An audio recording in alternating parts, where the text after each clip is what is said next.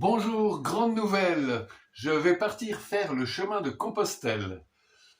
Donc je vais partir le 15 mars de chez moi, dans le Finistère Sud, et ensuite je me dirigerai à pied jusqu'à Fisterra, qui est un peu après Saint-Jacques-de-Compostelle. Mais dans cette vidéo-là, je vous expliquerai la raison de mon départ, quelques explications sur Compostelle et le chemin que je vais suivre, et dans quelles conditions je m'y rends. Et ensuite, un chapitre divers et varié, selon l'inspiration du moment. Je vous laisse regarder.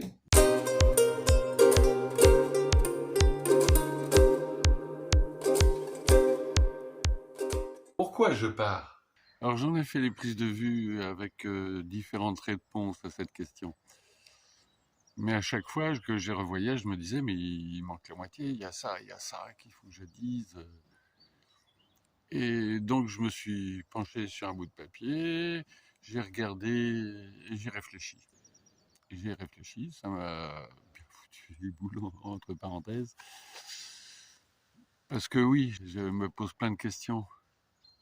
Mais en fin de compte, le moment où j'ai commencé à trouver la réponse, c'était de ne pas attendre quoi que ce soit du chemin. Il m'apportera ce qu'il voudra bien m'apporter.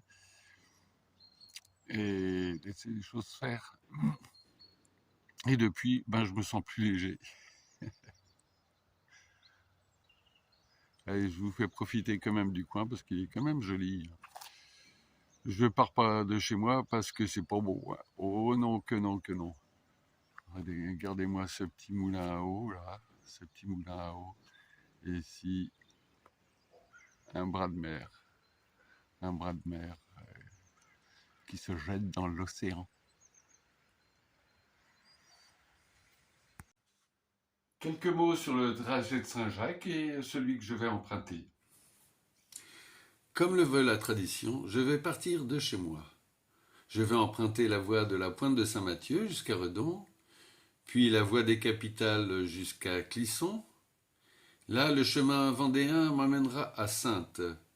De là, cap à l'ouest pour rejoindre l'océan et la voie du littoral, et ainsi longer l'Atlantique jusqu'à Bayonne. Bayonne, point de départ du Camino Norte. Puis, direction Villaviciosa, d'où je bifurquerai sur le Camino Primitivo, dont l'arrivée est à Mélidée.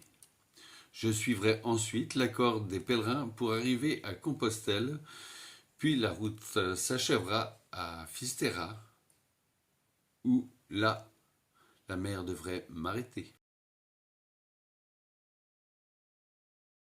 Donc, vous avez vu mon trajet. Déjà, pourquoi le chemin de Saint-Jacques?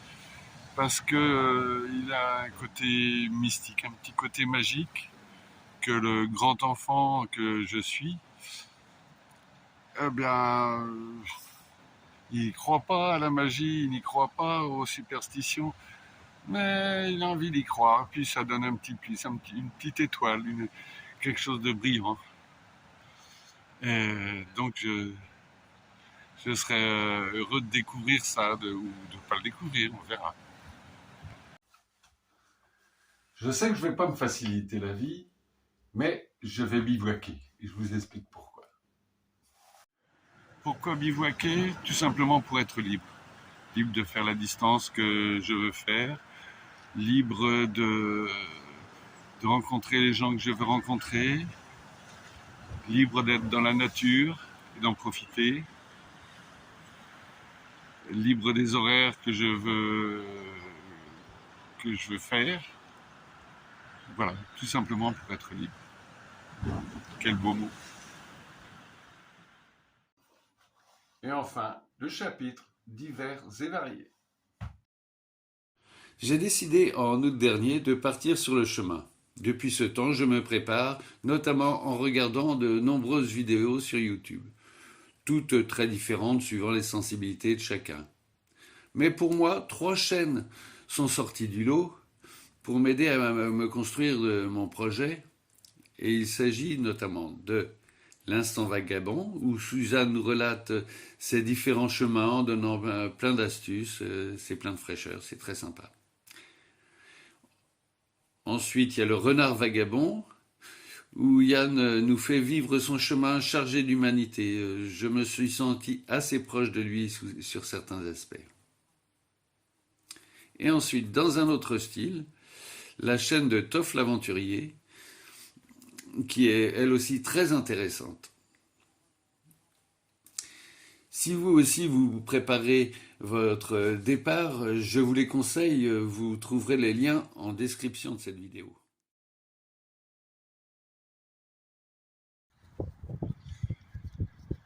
Juste un petit plan pour ceux qui, lorsqu'ils arrivent en Galice, qui prennent quelques gouttes sur le bout du nez, se dépêchent de comparer la Galice à la Bretagne.